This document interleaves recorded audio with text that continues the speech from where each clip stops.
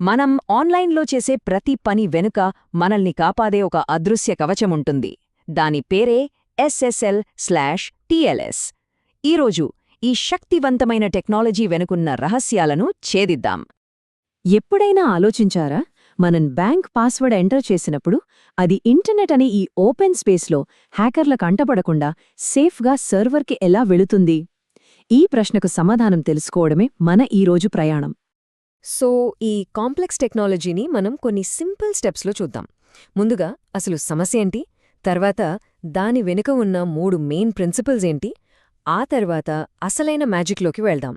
అంటే encryption, hashing అంటే ఏంటో చూసి చివరికి ఇవన్నీ కలిసి ఎలా ఒక పటిష్టమైన కోటలా పనిచేస్తాయో చూద్దాం. సరే, ఇంకా మొదలు పెడదాం. ఇంటర్నెట్లో డేటా అనేది దానికి సహజంగా సెక్యూరిటీ ఉండదు. మరి ఈ SSL/TLS ఈ ప్రాబ్లంని ఎలా సాల్వ్ చేస్తుందో చూద్దాం. మన బ్రౌజర్లో ఆ చిన్న తాళం గుర్తు కనిపిస్తుంది కదా, దాని వెనుకున్న హీరోనే ఈ SSL/TLS. ఇది ఒక రకమైన డిజిటల్ రూల్ బుక్ అనమాట, ఒక ప్రోటోకాల్ అంటాం. డేటాని ఎవరూ దొంగిలించలేని ఒక కోడ్లా మార్చేసి సేఫ్గా పంపడానికి ఇది హెల్ప్ చేస్తుంది. దీనికి పాత పేరు SSL, కొత్త పేరు TLS. ఏ పేరుతో పిలిచినా పని మాత్రం మనల్ని కాపాడ్డమే. అయితే ఈ భద్రత ఎలా వస్తుంది?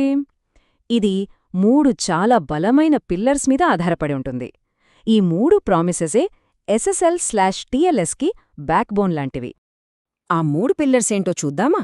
మొదటిది గోప్యత, అంటే మనం మాట్లాడుకునేది ఎవరూ దొంగచాటుగా వినలేరన్నమాట. రెండోది సమగ్రత, అంటే పంపిన మెసేజ్ మధ్యలో ఎవ్వరూ మార్చలేరు అనే గ్యారంటీ. ఇక మూడోది ప్రామాణికత, అంటే మనం మాట్లాడుతున్నది నిజమైన వెబ్సైట్తోనేనా లేక ఏదైనా ఫేక్ వెబ్సైటా అని కన్ఫర్మ్ చేసుకోవడం. ఈ మూడింటిలో ఏ ఒక్కటి మిస్ అయినా సెక్యూరిటీ ఉన్నట్టు కాదు. దీన్ని ఇంకా సింపుల్గా అర్థం చేసుకోవాలంటే ఒక ఎగ్జామ్ పేపర్ ఉదాహరణ తీసుకుందాం. గోప్యత అంటే క్వశ్చన్ పేపర్ని ఒక సీల్డ్ కవర్లో పంపడం లాంటిది. సరైన వ్యక్తి తప్ప ఇంకెవరూ దాన్ని ఓపెన్ చెయ్యలేరు. సమగ్రత అంటే ఆ పేపర్ మధ్యలో ఎవరూ క్వశ్చన్స్ మార్చలేదు అని నిర్ధారించుకోవడం.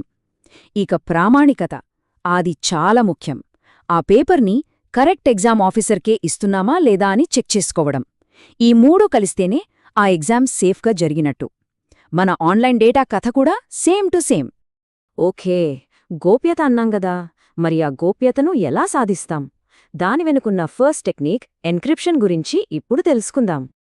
ఎన్క్రిప్షన్ అంటే సింపుల్గా చెప్పాలంటే నార్మల్ టెక్స్ట్ని ఎవరికీ అర్థం కాని ఒక కోడ్లాగా మార్చేయడం. ఉదాహరణకి ఇక్కడ చూడండి, DEMO అనే పదాన్ని GHPRగా మార్చేశాం. ఇప్పుడు దీన్ని మళ్ళీ మామూలుగా చదవాలంటే ఒక స్పెషల్ కీ కావాలి. ఆ తాళం చెవి ఉంటేనే దాన్ని తిరిగి అసలు రూపంలోకి మార్చగలం. ఈ ఎన్క్రిప్షన్లో 2 మెయిన్ టైప్స్ ఉంటాయి. ఒకటి సిమెట్రిక్, ఇది మన ఇంటి తాళం లాంటిది. లాక్ చేయడానికి, అన్లాక్ చేయడానికి ఒకే కీ వాడతాం. ఇది చాలా ఫాస్ట్గా పనిచేస్తుంది. కానీ ఒక ప్రాబ్లం ఉంది. ఆ కీని అవతలి వాళ్లకి సేఫ్గా ఎలా పంపాలి? అక్కడే వస్తుంది రెండోది, అసిమెట్రిక్. ఇది ఒక సేఫ్ డిపాజిట్ బాక్స్ లాంటిదనుకోండి. ఎవరైనా సరే పబ్లిక్ కీతో అందులో వస్తువులు పెట్టచ్చు. కాని దాన్ని తెరవాలంటే మాత్రం కేవలం మన దగ్గర ఉండే ప్రైవేట్ కీతోనే సాధ్యం. ఇది చాలా సెక్యూర్, కానీ కొంచెం స్లో. మరి రియల్ వరల్డ్లో ఏది వాడతారు? సింపుల్, రెండింటినీ కలిపి వాడతారు. దీన్నే హైబ్రిడ్ ఎన్క్రిప్షన్ అంటారు. ముందుగా స్లో అయినా చాలా సేఫ్ అయిన ఏసిమెట్రిక్ ఎన్క్రిప్షన్ వాడి ఒక తాత్కాలిక సిమెట్రిక్ కీని సేఫ్గా పంచుకుంటారు. ఆ తర్వాత ఆ ఫాస్ట్ సిమెట్రిక్ కీని ఉపయోగించి మిగతా కమ్యూనికేషన్ అంతా చేస్తారు. చూసారా, సెక్యూరిటీకి సెక్యూరిటీ, స్పీడ్కి స్పీడ్. గోప్యత సంగతి ఓకే, మరి మనం పంపిన డేటా మధ్యలో మారలేదు అనడానికి గ్యారంటీ ఏంటి? ఇక్కడే మన రెండో టెక్నిక్, హ్యాషింగ్, సీన్లోకి వస్తుంది. హ్యాషింగ్ అంటే సింపుల్గా మన డేటాకి ఒక unique digital finger print create చేయడం. ఒక పెద్ద పుస్తకానికైనా ఒక చిన్న పదానికైనా వచ్చే ఆ ఫింగర్ ప్రింట్ ఎప్పుడూ ఒకే సైజులో ఉంటుంది. ఇది ఒక 1-వే ప్రాసెస్, అంటే ఆ ఫింగర్ ప్రింట్ నుంచి మళ్లీ డేటాని తీసుకురాలేం. ఈ హ్యాషింగ్ ఎంత పవర్ఫుల్ అంటే ఇది చాలా సెన్సిటివ్. ఉదాహరణకు DEMO అనే పదాన్ని హ్యాష్ చేస్తే ఒక రిజల్ట్ వస్తుంది. కాని DEMO పక్కన ఒక్క ఫుల్ స్టాప్ పెట్టినా చాలు, వచ్చే హ్యాష్ కంప్లీట్గా మారిపోతుంది. ఈ క్వాలిటీ వల్లే డేటాలో చిన్న మార్పు జరిగినా వెంటనే తెలిసిపోతుంది. అయితే ఇక్కడో చిన్న చిక్కుంది. ఒకవేళ హ్యాకర్ డేటాని మార్చేసి దానికి కొత్త హ్యాష్ క్రియేట్ చేసి పంపితే పరిస్థితి ఏంటి? అందుకే ఒక తెలివైన సొల్యూషన్ వాడతారు. మెసేజ్ని హ్యాష్ చేసే ముందు దానికి ఒక సీక్రెట్ కీని యాడ్ చేస్తారు. ఇప్పుడు వచ్చే హ్యాష్, దీన్నే మ్యాక్ అంటారు, ఆ సీక్రెట్ కీ మీద డిపెండ్ అయి ఉంటుంది. రిసీవర్కి కూడా కీ తెలుసు కాబట్టి వాళ్ళు దాన్ని వెరిఫై చేసుకోగలరు. హ్యాకర్కి ఆ కీ తెలీదు కాబట్టి అతను ఫేక్ మ్యాక్ క్రియేట్ చేయలేడు. Problem solved. సరే, ఇప్పుడు చివరి పిల్లర్ దగ్గరకొచ్చాం. మనం కనెక్ట్ అయ్యింది నిజమైన బ్యాంకింగ్ వెబ్సైట్కేనా లేక ఏదైనా దొంగ వెబ్సైట్కా అని ఎలా తెలుస్తుంది? ఇక్కడే మనకు సర్టిఫికేట్ అథారిటీలు అంటే సీఏలు హెల్ప్ చేస్తాయి. వీటిని డిజిటల్ ప్రపంచంలో నోటరీలు అనుకోవచ్చు. గోడాడీ, డిజిసర్ట్ లాంటి ఈ నమ్మకమైన కంపెనీలు ఒక వెబ్సైట్ జెన్యూనా కాదా అని బాగా చెక్ చేసి దానికి ఒక డిజిటల్ ఐడీ కార్డ్ లాంటి సర్టిఫికేట్ని ఇస్తాయి. మరి డిజిటల్ ఐడీ కార్డ్లో ఏముంటుంది? ఆ వెబ్సైట్ పేరు, దాన్ని ఇష్యూ చేసిన సీఏ పేరు, ఆ వెబ్సైట్ యొక్క పబ్లిక్ కీ, ఇంకా దాని ఎక్స్పైరీ డేట్స్ లాంటివి ఉంటాయి.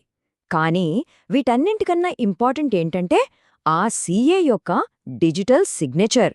అదే ఆ సర్టిఫికేట్ను 100% నిజమైనదని చెప్పే గ్యారంటీ. ఇప్పటిదాకా మనం 3 వేర్వేరు టెక్నిక్స్ చూసాం. ఇప్పుడు ఇవన్నీ కలిసి ఒక ఫాస్ట్ అండ్ ఆటోమేటిక్ ప్రాసెస్లో ఎలా పనిచేస్తాయో చూద్దాం. ఈ ప్రాసెస్నే హ్యాండ్షేక్ అంటారు.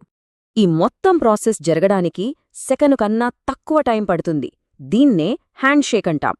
స్టెప్ 1, మన బ్రౌజర్ సర్వర్కి ఒక హలో మెసేజ్ పంపుతుంది.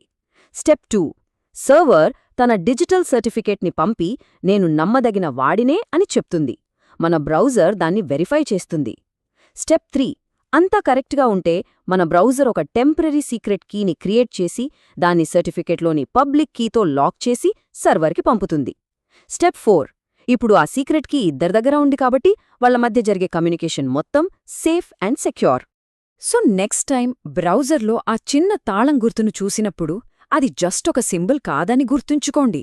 అది గోప్యత, సమగ్రత మరియు ప్రామాణికత అనే 3 వాగ్దానాల ఫలితం.